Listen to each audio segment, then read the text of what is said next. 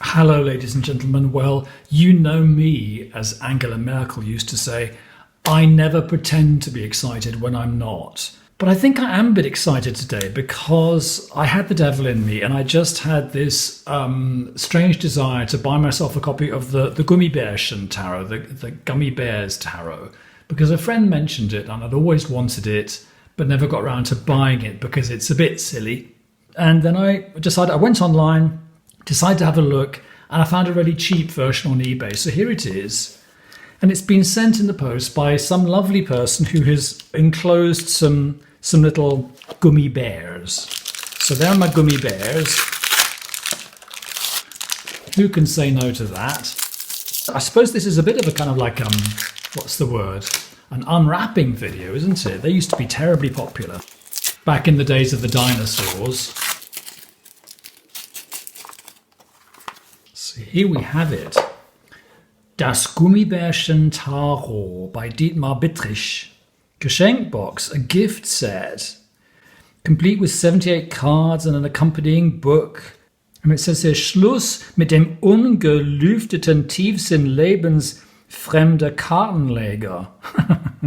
So it sounds like something like enough of this airless, intense, anti-life card reading. That's great. I think this could be a bit of a classic. Die Weisheit der Gummibärchen ist luftig und frisch. The wisdom of the gummy bears is airy and fresh. Sie ist lebendig, it's alive und voller Witz, full of humor. Das Tarot der Gummibärchen verbindet Weisheit und Spaß. The Tarot of the Gummy Bears combines wisdom and fun. Die archetypische Symbolik der Karten bleibt erhalten. So they've kept the archetypal symbols. Doch sie wird spielerisch und schwerelos gedeutet. So they are playfully and weightlessly put across. Hier erscheint das klassische Spiel der Weissagung in seiner fröhlichsten Form. Here we have the classic game of Oracle in its most jolly form. And there we have it. Gummibärchen Tarot. Now, I am a fan of light tarots up to a point. I think everyone should have a light tarot or two in their collection. And that's why I bought the Gummy Bear. I don't have very many light tarots in my collection because I think most of them are so kitsch I can't stand it, like kittens and stuff. But I suspect the Gummibärchen Tarot could be okay. So there's the book. And I mean, I've been reading tarot for 40 years, so I probably don't need a little book to explain the cards. But I'm going to check this out in case it's really funny, in case it's got a dig at the, at the over-intense, over-complicated, over-esoteric style of tarot reading that actually I am against, as you might know. Okay, let's have a look. They're a nice format. Look, I'll get something else to compare them to. That's a Gummy Bear Tarot card, Wheel of Fortune. That's full size. That's bridge size, tinned bridge size. And that's mini. So they're a great size, in fact. In fact, I go so far as to say it looks like they're the best size a tarot card could possibly be, because I like small tarot cards. I don't like them to be so small they kind of disappear, but I do like them. I like them small because for me tarot is a working thing. It's not so much a performative thing. I think if it's performative, then you need big cards to, in a sense, to impress your client. By that I mean put your client into a good dreamy state. But if you're reading tarot for yourself every day, you can put yourself into that state, using your own methods. So let's have a look. The Queen of Cups. I have a feeling I'm going to be using this quite a lot. Devil. Ace. What is that green thing? Is that a hand? I mean, that's a hand, isn't it? I guess gummy bears have got no legs. Oh, look, the moon. It's got a gummy bear face. I don't want this to be one of those videos where, you know, a lot of tarot tube is about, oh, look at that. Oh, isn't it lovely? Oh, isn't it lovely? I think if I did that, I would be straying from my brand, wouldn't I?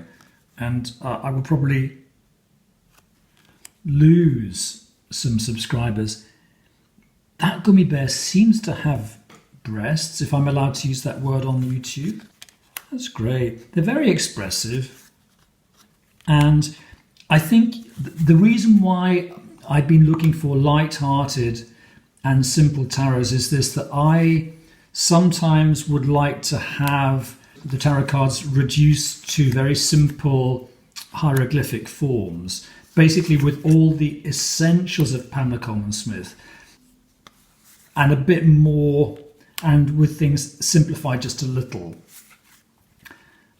The thing about Pam's stuff is that it's difficult to know what's essential and what isn't, because it's so packed with, you know, resonant detail, isn't it? And so when you simplify it, you might lose some detail. Like already there, we've lost the flying birds, which in Pam's card are brilliant because the flying birds form the shape of a fish, which we could go into, but we won't. So something's lost, but something's gained in this very simple version.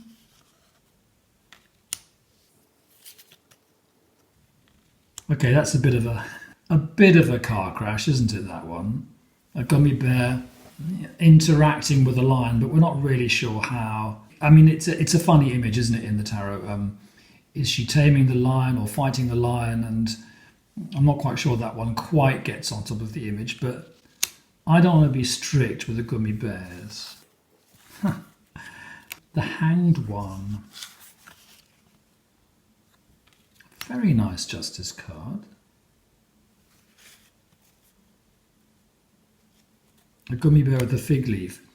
It's quite funny, isn't it? So as I say, what I'm looking for is a graphically reduced tarot. And you don't get many of those. And the ones that you get are often, can be a bit dull or a bit cold. And so I think if you're looking for reduced tarot, then you're looking for a light tarot, you know. And I think this is pretty good, actually. I think the colours seem to be in line with RWS up to a point, except, of course, that in the RWS people aren't green or yellow. That green splodge, that is a hand. That's a gummy bear's hand. But clearly it's been designed by someone who knows their stuff. You know, you have the King of Cups with the fish around his neck, the infamous fish that Rachel Pollack didn't like. We have the Fool without his dog, but we do have the infamous scrotum-shaped bundle of business. Maybe a nod to the Morgan Greer tarot there.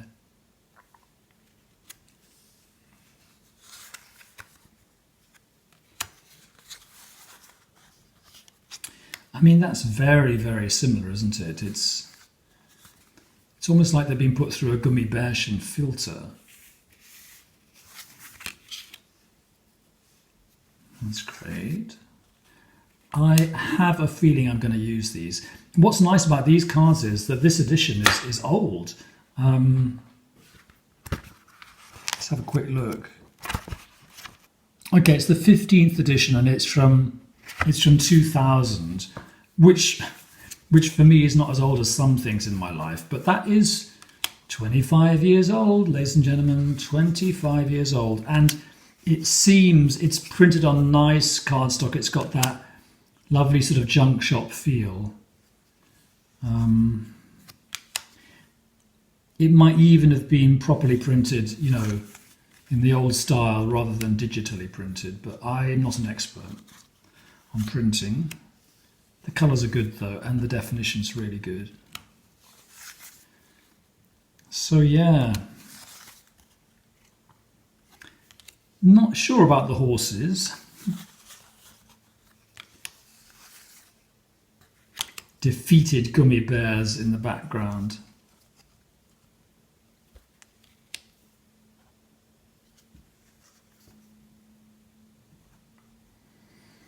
Queen of Coins with her bunny.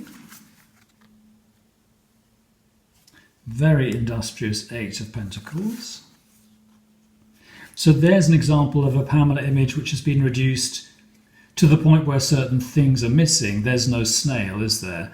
And it is possible to see esoteric meaning in the snail if you're very clever. But you know, a lot has been gained with the gummy bear filter, I think. That's very reduced, isn't it? Messigkeit, temperance. Rather a large pool there, but you know, nice. That's interesting that this guy in Ten of Pentacles has his back to us. I have the feeling that in Gummy Bear land, no gummy bear is ever in profile. We could check that later. Maybe gummy bears don't really have a very good profile, and maybe the artist didn't want to go there. And a hilarious Wheel of Fortune, where you have animals that are slightly gummy bear-like, and then you have a gummy bear with wings up there, and a gummy bear sphinx at the top. Very nice. Well, you know, whoopee, ladies and gentlemen. What a lovely treat. There was a song back in the old days. Didn't we have a lovely day the day we went to Bangor? And the punchline is, and all for under £1. Well, I didn't get this for under £1, but I think I got it for about, if you put it into pounds sterling, I think this cost me about £10. So I think that in these wicked days of everything getting more and more expensive, that's rather a good investment, don't you think? Well, you have been listening to Robert Farrar of Robert Farrar's Tea and Tarot, and I will be back next week with more of this exciting and interesting and informative stuff. Bye for now. Oh, and P.S. I have had a look at the book. It is extremely positivistic, which I very much approve of. I flipped through it and I looked at the Ten of Swords. I'll see if I can just give you a very rough translation of what it says for the upright meaning of the Ten of Swords. Deep transformation. You are shedding your skin like a snake.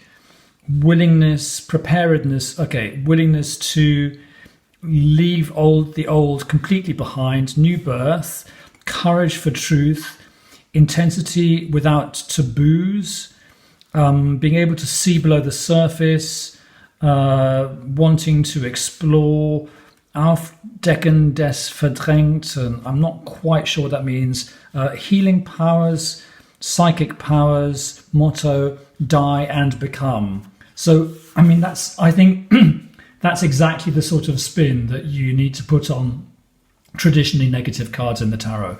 And if you go through the book, you see that that's really what's happening in this book. And in the introduction, it says there's a little humorous thing here claiming that it was the gummy bears who invented the tarot, and later on they became decadent and they became less joyful than they were meant to be. But here in this paragraph, it talks about the gummy bear's original tarot being this thing of joyful wisdom. So yes, as I suspected, this whole project is in fact very much in tune with what I think contemporary tarot reading should be about.